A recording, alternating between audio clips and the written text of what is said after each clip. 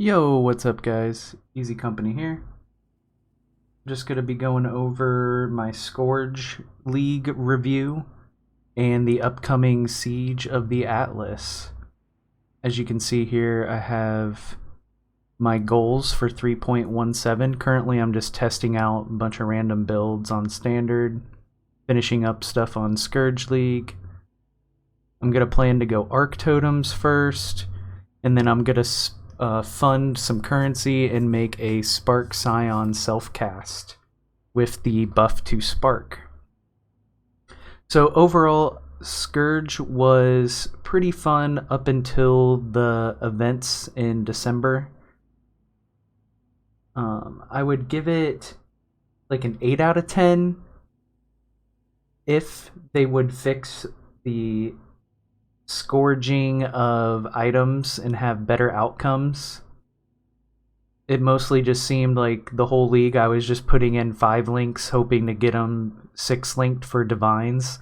So it was a way that just kept feeding me divines, and the maps were probably the only 2 decent incomes from scourging items for me anyway. And the mechanic itself, that's where really the 8 out of 10 comes from. The mechanic itself has a lot of potential. It has a lot of good item quant. You could target farm div cards, and it just added like that extra like rippiness to a map that normally maps just don't really have. It was fun to see towards the end of the map the loot pinata that would come from it, and the extra challenge and one-shot deaths that occurred. So on to Siege of Atlas. Everything I saw looked very positive. There's a few things that are concerning, like Orb of Unmaking, the drop rate. With 600 Atlas passives, if you want to completely redo your tree or go somewhere else to like target farm breaches or abyss or whatever, you're going to need Orbs of Unmaking. I really wish they would just make these like something you could purchase for like 1C, or they're more common than regret orbs, so they need to be like a really common drop, at least for this first league, so that way people can really experiment with it. I think the Atlas passive tree is going to be overwhelming.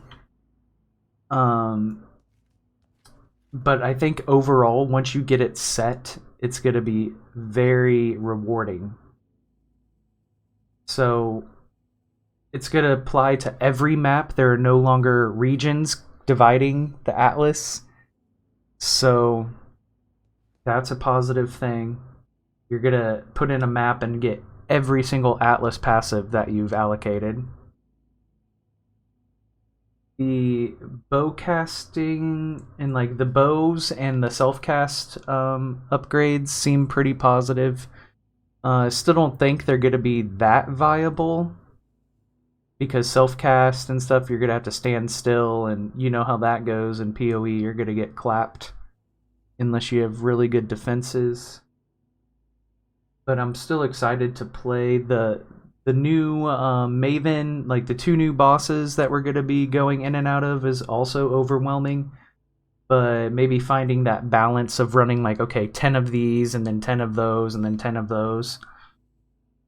Just kind of like, or today I'm just going to run this, and tomorrow I'm going to run the other Eldritch boss, the blue one, and then I'm going to run Maven the next day.